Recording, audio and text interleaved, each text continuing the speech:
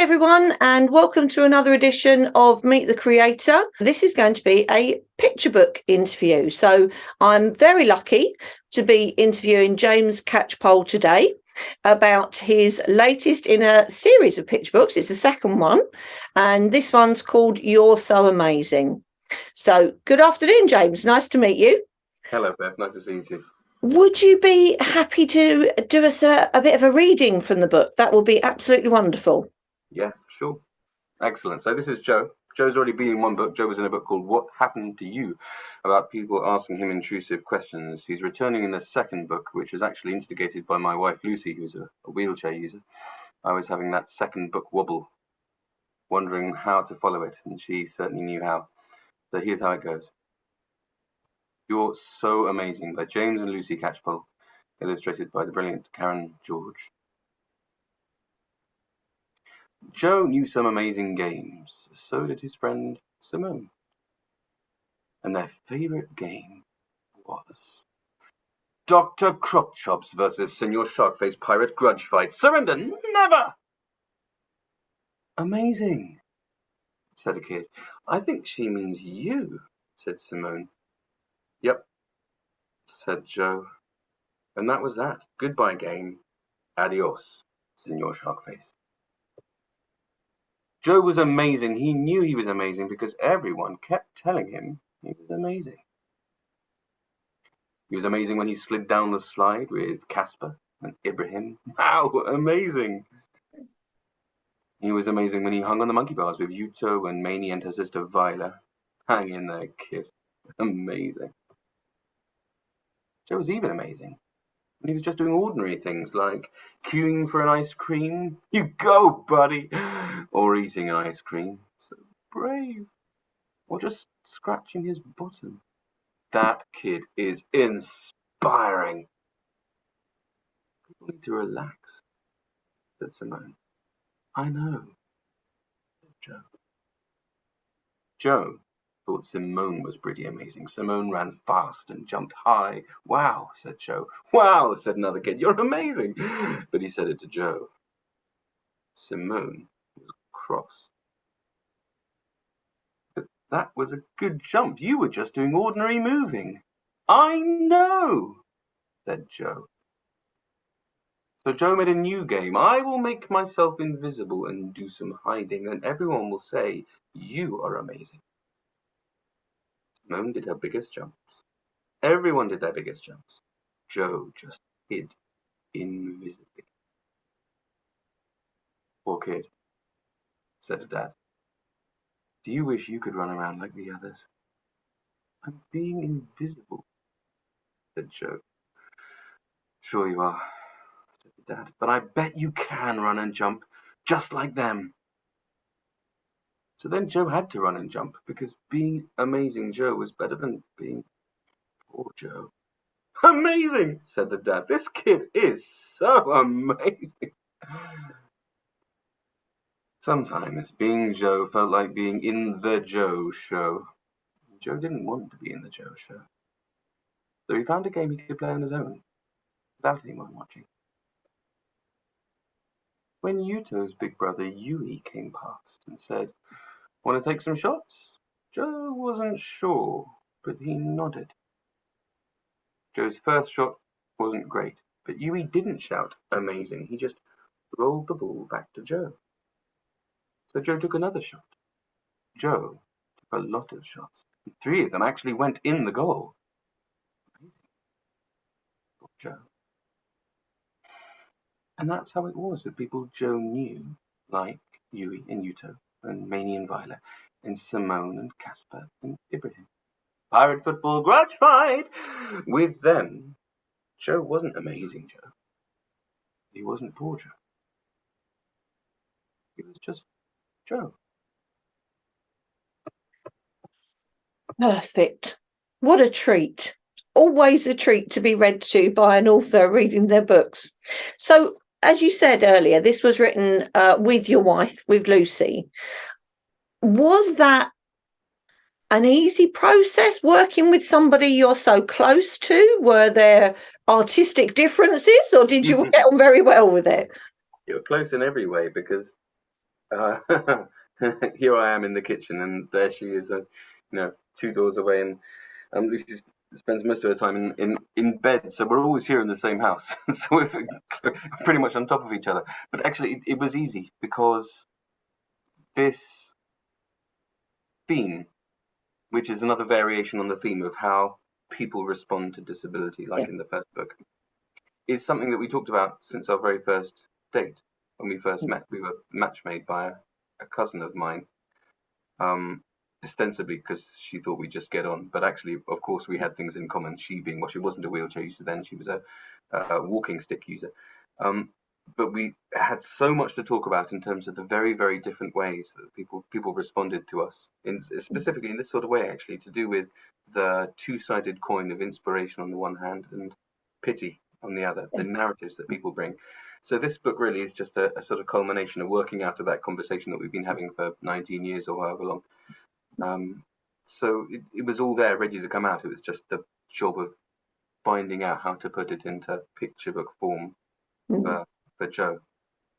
I would imagine, having spoken to other creators, they've said actually picture books in some ways are quite tricky because of the scarcity of the text.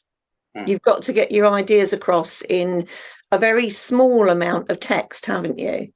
And obviously the pictures do a lot of the work, and you've already mentioned the fantastic illustrations by Karen George.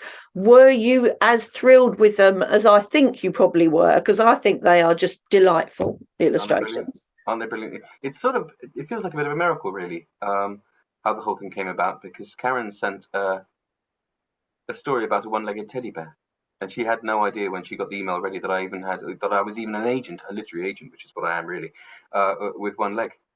And she got the email ready, then Googled me, found out I had one leg. She was about to send the story to the only one-legged agent around. I thought, oh, what am I doing? This is going to be a disaster. And then sent me an email saying, this isn't meant to be about you. And I said, no, it's not. And it's probably not even meant to be about disability. And yet it kind of is. And we worked through it. And I said, maybe I could write this story instead for you. And we worked on a story about a one-legged teddy bear for a couple of years. And it took a long time to turn into Joe. But because we'd worked directly together, even without a publisher involved, for 4 years up to publication, she really, she came here and sat at our kitchen table, and she really put everything into capturing the body language of a 5-year-old through hip amputee, which is amazing because I never had the chance to introduce her to one. She just took my body language and managed to put it onto a 5-year-old version of me, which is a remarkable thing to be able to do. Well, yes, I mean, the illustrations are just full of life and fun, aren't they? I absolutely love them. I read the book at the weekend to my granddaughter. My granddaughter's coming up 3, and she absolutely loved it. I've got to say, the bit she loved best was Joe scratching his bum. But, we know our crowd, Bev. Exactly we know right. our readers. When we're not ashamed to there was a bum gag in the first book too, and you're onto a winner, aren't you? The first one, you're onto a winner, and I've read it a few times at schools, the first one now, and I humbly acknowledge the power of a bum gag. Well, yeah, and of course you've got 2 beautiful daughters who are name checked in this book, and I've got to say I loved the World Book Day costume. Oh my gosh. That was just so cute with the crown. Oh, yes, absolutely lovely. Viola looked beautiful. I have had a quick look at the Instagram, so there you go. What do they both think of the books? Do they like the books? Have they enjoyed them? Yeah, they love it. It's I think it allows them to believe that their father has some sort of measure of celebrity, which is sweet. They love it, not just because they're in the books, and once you put one in, you have to put the second one in when it comes along, obviously, otherwise, Yeah. Can you imagine? It's not just that. Several of the children in these books are children from my daughter's school, and in fact, the questions in the first book that they asked, such as, did it fall off? Did it fall in the toilet? Was it a line? Was it 1,000 lines? These are all things that children have asked. Basically, a few years ago, I started saying to children, rather than telling foolish stories myself, which is what I was always done to brush it off with the children, it was a shark. I'd started saying to them, what do you think it was? What do you think happened? And then writing down their answers or just remembering them. And the first book grew out of that. So mainly my eldest knows the children who ask these questions in many cases, and that's kind of special. It's come directly out of this particular school. You know? That's lovely. I bet she quite basked in the celebrity of that. Being able to say, my dad's put you in a book must be a pretty good thing to be able to say, I would think, in primary It's a school. nice thing to be able to do. And she moved school recently, and I was able to do a school visit straight away, and you know, but go from being, oh, that father's got one leg, that's a bit strange, as I walked in school with her the first few days, to immediately being, oh, that dad's the one who did the visit where he read the book out, and you know, suddenly everyone's interested in a different way. I don't have to be that amazing dad who read a book, but it's better than being that weird dad who's got one leg, and so it's good to be able to change that for her sake, you know. Yeah, swapping it around so you've got a different narrative there. Yeah, definitely. So, okay, what are you writing next? I mean, are we going to see Joe again? That's a good question. We've been thinking about it for a while. We've yet to come up with another picture book idea for Joe. I should give a definite plug for Lucy here, because she had an idea of her own which Faber snapped up, and that'll be coming out next year. That's another picture book. Joe is not in it. It's not a Joe book. It's a book called Mama Car, and it's about the simple joy of having a mother who is on wheels. Having a mother on wheels is only a bonus if you're a small child. It's just like having your mum's lap there with you all the time, and sometimes you can even push her. There's, you know, or any of that awful stigma that's attached to wheelchairs is just meaningless for a 2, 3, 4-year-old. So there's a nice celebration of that coming. And beyond that, what else could Joe do? I'm tempted to tell an older story about Joe, but that's maybe a long-term project. I can see what I could do with him, but I'm not going to sit down and write 30,000 words. Too many of my clients do that. I know what it takes out of them. Yeah, it's not an easy thing to do, is it? No, it's not. So the cards, tell us about the cards that I've seen on your website and what is the purpose of them? Yeah, thank you for asking. So this is Lucy's idea, really. As a visibly disabled person, you get asked, oh, so what happened to you then? All the time. All the time. So, I mean, not every time you're at the house. Some people do get asked it every time they're at the house. It depends on the nature of your disability and where you go and what sort of circles you mix in. But it's a very normal thing to be asked that question. And that question is actually intensely personal, because think what the answer could be. It could be, oh, I had bone cancer. I was in a car accident. Other people died. You know, it's actually it's not a question you want to ask of a stranger on the street, if you think about it, if you stop and think for a second.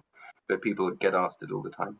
The first book is an attempt to try and point out that this may not be the best way to go. But as a disabled person, as an adult, if you're explaining that, if you're saying, do you know, that's quite a personal question, then you're only one voice.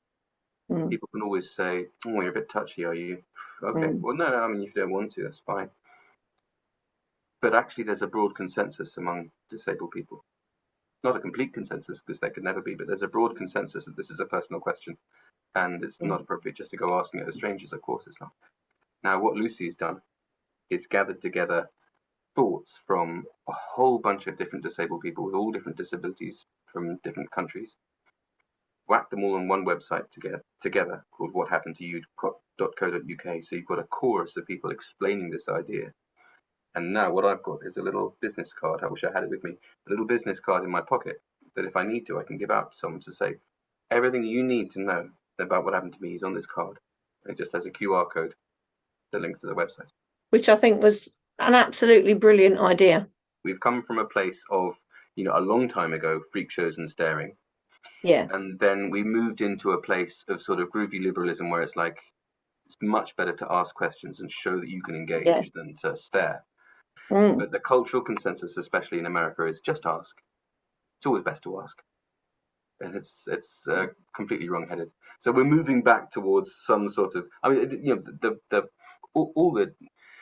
It's just like when children learn not to walk up to some man with no hair and say, "Why are you bald?" Children eventually learn not to do that, right? Yeah. But they don't get taught not to do that, generally speaking. With disability, or sometimes, put it this way, sometimes they're taught the opposite. Sometimes they're literally taught to go over and ask.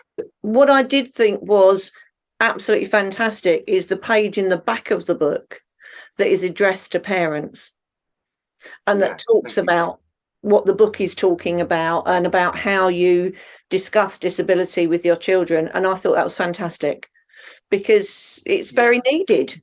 Yeah, so one of the responses of parents in the playground, because obviously I go to playgrounds again these days, having children. So one of the responses from parents is they just come up to me and go, "What do I do?" So this is after their children has gone, "That man's got one leg." They can't. They go, "What do I do?" Which is kind of sweet. So I thought I'd try and put down what I thought that maybe the best thing to do would be, which shouldn't be particularly difficult or uncomfortable. It should, I would hope, remove some of that difficulty and discomfort from the situation, because the overall message of both books is that disability needs to be allowed to be normal, and that means a normal level of privacy, normal expectation of privacy, and also just a normal sort of narrative of who you are. You don't need to be amazing or pitiable.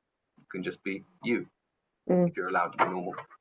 Definitely. Do you visit schools to talk about your books? Because that's what our members will obviously want to know. Yeah, I started last summer. I did a few on Zoom during the pandemic, which is, has its limitations, doesn't it? And then last summer I had this first idyllic school visit. There's a school in, is it Buckinghamshire? Anyway, underneath an oak tree in June. Not every school visit can be underneath an oak tree in June. And then we had little sort of sessions for the years 3s and 4s and 5s and 6s in the Willow Dome. I mean, wow. Just a state primary as well. I don't know. Goodness me, I shall never see the like again. I have started doing school visits, and I do quite enjoy it secretly. I probably need to be careful how many I do, because my day job is being an agent for other people. But I do quite enjoy it. And the second book gives the opportunity for a narrative around one-legged football, which is always kind of interesting for kids as well. So if any of our members were interested in a visit, how can they contact you? How do they get in touch? They could go to the agency website and look up my email address there, and obviously not the one to submit writing, but just the direct email address. And if they want to email through there, then they'll be very welcome to. And I'll try my best to resist their entreaties, but probably fail. But maybe not too hard, eh? You might not try too hard. No, I do enjoy them. Do you know what, James? It has been wonderful talking to you. I've really enjoyed talking to you. And Cassie, my granddaughter, would say thank you very much for the bum joke, because she thought that was absolutely amazing. And we will look forward to see Lucy's book next year. Looking forward to see that. Perhaps we'll have a chat with Lucy when that comes out. And I hope you do write more about Joe, because I think Joe's quite delightful. Thank you, Bev. Pleasure talking. Thank you very much for talking to us. Okay.